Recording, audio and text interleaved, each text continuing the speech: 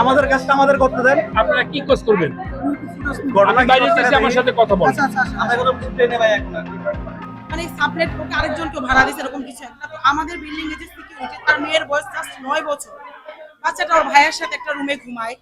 ওই 5টার সময় নিচে আসছে, এসে দরজা হঠাৎ করে নক করে ঢুকে গেছে। তোর ভাই দেখে বাচ্চা চিল্লাপাল্লা করছে, ও আর কিছু করতে পারে না, খারাপ কিছু হয় নাই। আলটিমেটলি সে উঠে গেছে। উঠে আমার বাসা হচ্ছে 3 তলা 4 তলায়। 4 তলায় যে সে দরজা নক করছে, লুকিং মিররতে দেখার চেষ্টা করছে কেউ আছে কিনা। এরপরে সে খুব সাবধানে মানে উপরে উঠে চলে গেছে। এবং এর আগে ঘটনা হচ্ছে বাচ্চারা ছাদে গেলে সেও ইন্টেনশনালি ছাদে যায় ওই টাইমে, যে বাচ্চাদের শুধু শুধু টাচ করবে, বলবে কেমন আছো বাবা বা কি এই সেই। এই হচ্ছে ঘটনা। আলটিমেটলি খারাপ কিছু না হলেও হতে পারে, কিন্তু মানে খারাপ লাগার বিষয় এখানকার যে লোকজন তারাও মানে এনি হাউ তাকেই প্রোটেক্ট করতেছে, যে পুলিশকে দিয়ে দেন, কিছু করা লাগবে না, এই আর কি। এখন পুলিশ তাকে নিয়ে গেল। মার আমরা যতটা পারছি মার দিয়ে দিছি, যতটা পারছি মার দিয়ে দিছি। ও মার খাইছে, তাই না? অনেক মার খাইছে। এটাই ছিল ঘটনা পুরোটা। বাট ও সে সারা রাত ধরে মানে বিভিন্ন কিছু সার্চ দিয়ে দেখছে এবং অদ্ভুত অদ্ভুত ওয়ার্ড ইউজ করে সে তার সার্চ লিস্ট আমরা চেক করছি। মানে সে হচ্ছে এডিক্টেড, ড্রাগ এডিক্টেড, এডিক্টেড।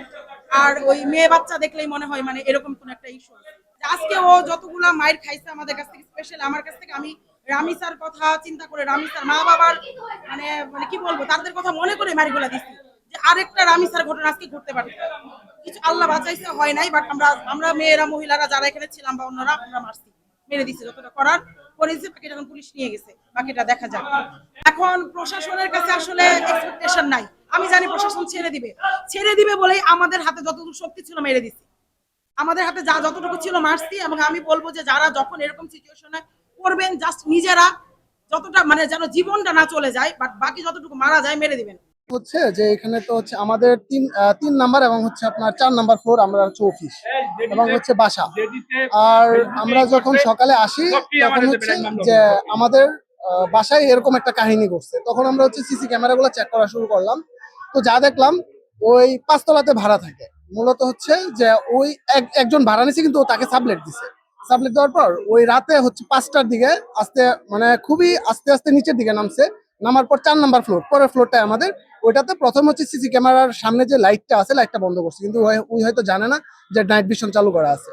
তারপর হচ্ছে যে আমাদের যে সাইডে একটু ওই যে ফাঁকা থাকে না, যে দেখা যায় মানে বাইরে থেকে, হ্যাঁ লাইট নিজে নিজে বন্ধ করছে। তারপরে যখন ভিতরে দেখার ট্রাই করলো, কিছুই দেখা যায় না, অন্ধকার যেহেতু দেখতেও পারবে না স্বাভাবিক। সেম কাজটা আবার নিচের তলায় এসে লাইটটা বন্ধ করলো, লাইটটা বন্ধ করে আবার হচ্ছে কি আপনার দেখার ট্রাই করলো, আবার দরজা খোলার ট্রাই করছে।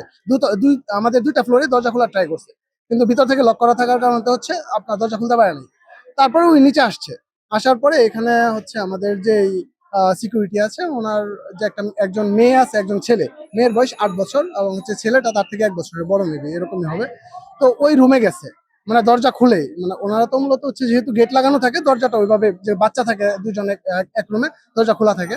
তো ঢোকার পর হয়তো ছেলেটা টের পাওয়ার পরে চিল্লান দিছে, ওই আবার দৌড় দিয়ে জুতা খুলে আমরা পরে সিসি ক্যামেরাতে যেটা দেখলাম আর কি, পরের ভিডিওটা। হ্যাঁ আছে, আমাদের কাছে আছে, এখনো আছে, সমস্যা নেই। আপনার লুঙ্গি আর কি সুন্দরভাবে ধরছে যাতে ভালোভাবে উঠা যায়, আর জুতা এক হাতে নিয়ে দৌড় দিয়ে একদম উপরে চলে গেছে। তো দ্যাটস ইট, এই কাহিনীটা আর কি হয়েছে। না ভয়ভীতি না, সবাই তো ঘুমে, শুধু বাচ্চা চিল্লানি দিছে। হয়তো বা কোনো তার বাজে নিয়ত থাকতে পারে, অথবা হচ্ছে চুরি, যে কোনো একটা থাকতে পারে, কিন্তু উনি তো কিছু বলে নাই, জাস্ট খালি কিছু জিজ্ঞাসা করলে পায়ে ধরে ফেলে যেমন ক্ষমা করে দেন। ওনার উদ্দেশ্য কি সেটাও বলে নাই। না, মূলত ওর উদ্দেশ্য কি, যে ওর ফোনটা তো যেহেতু আমি নিয়েছি, নেওয়ার পরে ফোন দিতে চাই নাই, তারপরে নেওয়ার পর লক খুলছি, লক খোলার পরে দেখি যে ওর যে হিস্ট্রি মানে সব হচ্ছে অ্যাডাল্ট ওয়েবসাইট ব্রাউজ করা।